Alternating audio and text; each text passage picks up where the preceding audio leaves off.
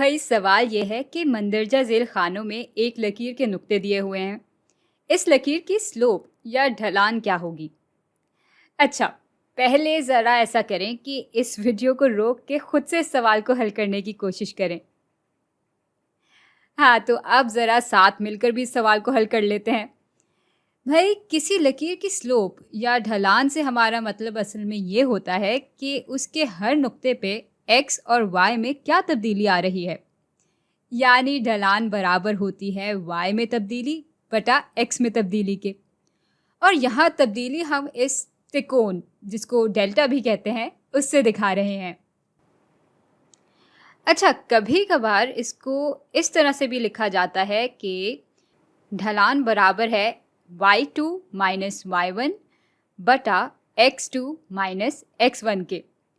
और इसमें x1 और y1 हमारा पहला नुक्ता हो जाता है जहाँ से हम शुरू कर रहे होते हैं, और x2 और y2 हमारा दूसरा नुक्ता हो जाता है जिस पे हम पहुँच रहे होते हैं।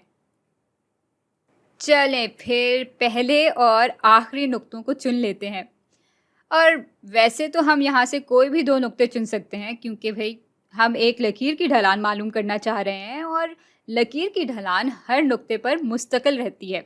तो इनमें से हम कौन सा नुक्ता चुने, इससे कोई ख़ास फ़र्क नहीं पड़ता।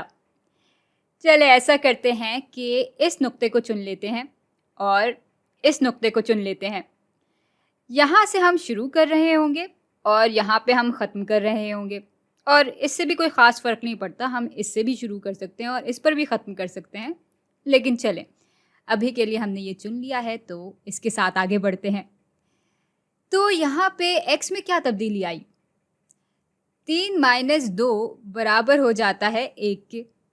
और y में क्या तब्दीली आ रही है?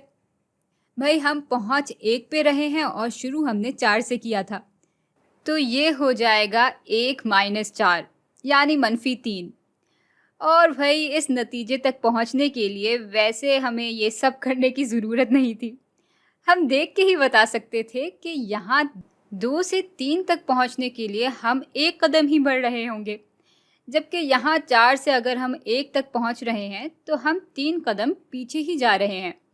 लेकिन खैर, अब हमारे पास ये सारी मालूमात आ गई है और इससे हम ढलान मालूम कर सकते हैं। तो ढलान बराबर होगी y में तब्दीली बटा x में तब्दीली के। y में तब्दीली आई है -3 के बराबर, और x में जो तब्दीली आई है वो बराबर है 1 के।